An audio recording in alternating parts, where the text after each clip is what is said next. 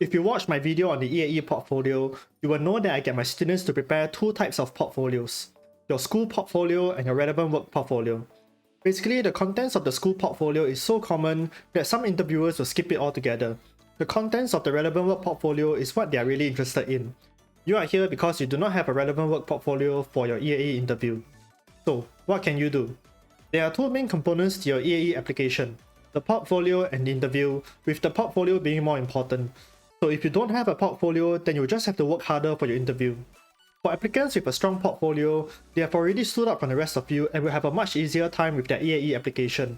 For you, our aim then is to help you stand out from the other applicants who don't have a portfolio as well. To do this, you need to first understand what most students do for EAE. Common EAE applicants process. You can pause the video to read it, but the gist of it is that many students only do superficial research into the course that they are applying for. This means that when the interviewer asks a question, the student is not going to be able to give an in-depth answer. The way you can stand out then is to basically give better answers, and you give better answers by obtaining better information through research. So this is how you can research a course better. Every course in a polytechnic, ITE, and university is directly tied to an industry. Every industry has its respective jobs. You need to understand that the purpose of these courses is to prepare you to join that specific industry and get a job there. So when you research about your course, what you should also be doing is research the industry that it is related to as well. Identify what industry your course is related to, search those industries and jobs on Google, and learn as much as you can about them. These are some search phrases that you can try. By doing this, you will have interesting things to talk about during the interview. When the interviewers ask for your opinion, you will have an opinion to share because you have read out about the current events pertaining to the industry. Even if you don't have a portfolio, you can still substantiate what you say with facts that you've read. This will demonstrate to the interviewers that you are at least knowledgeable enough about the course that you are applying for. Doing this will give you an advantage over the other students who are only looking at the course website with no portfolio. And that's what you can do if you don't have a portfolio. I'm going to continue and talk about something that usually only my students would listen to because it's something that grown-ups tend to nag about. If you are heading off from here, then thank you for watching and I hope to see you again on the channel. Alright. If you're still here, then let's talk about your future. When you go for your interview, you will meet students like the one I used as the example in the write-up video.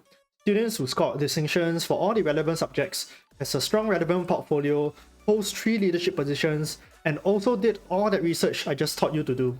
There is no fight there. You will lose because that students have spent years preparing for this interview, even if he or she did so without realizing it.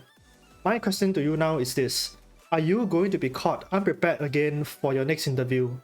I am not saying it is your fault that you don't have a portfolio now.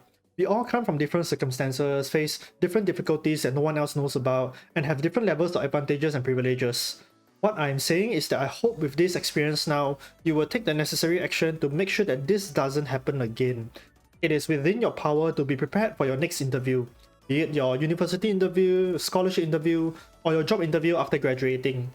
Regardless of whether you get into the course of your choice now, start thinking about your future. Figure out how you can prepare for it and work on it. I believe in you, so I hope you will believe in yourself.